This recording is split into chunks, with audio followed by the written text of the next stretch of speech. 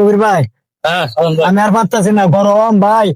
একটা গাড়ি লো ভাই, একটা গাড়ি লো ভাই। আরে মিয়া হেলতে ভাই, একটা গাড়ি লো ভাই। ভাই, হেলতে তো গাড়ি লই কত ভাই। টাকা ভাড়া লাগবো এর কম নিত না আমরা একটা বলে হেন বই ছায়া আছে বড় গাছ আচ্ছা আচ্ছা আচ্ছা ভাই, ঠান্ডা আচ্ছা ছায়া। আচ্ছা জিরাই বসেন, নেন। বসেন।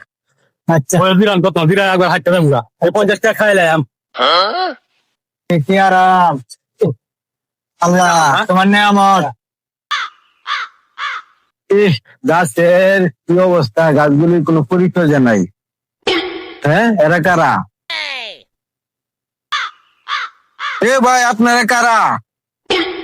এই চাচা, এখানে কি করেন? কান বইয়া বাজার খেয়েছি একবার। তো আরাম করতেছেন, আল্লাহর দান। এই গাছ পরিচর্যা করতে টাকা পয়সা লাগে না? এই গাছ লাগাইছি, গাছ পরিচর্যা এটা তো পরিচর্যা করতে টাকা পয়সা লাগে। তো আপনারা মুক্ত মুক্ত বাতাস খাই যাবেন গা, এটা তো ঠিক না।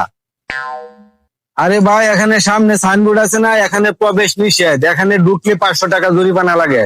এখন যেহেতু আপনারা মুরব্বী মানুষ, বাবার মতো মানুষ, চাচার মতো, বড় ভাইয়ের মতো, তাই আপনাদেরকে ফাইন ধরলাম না। আপনারা 3 জনে 300 টাকা দিয়ে দেন।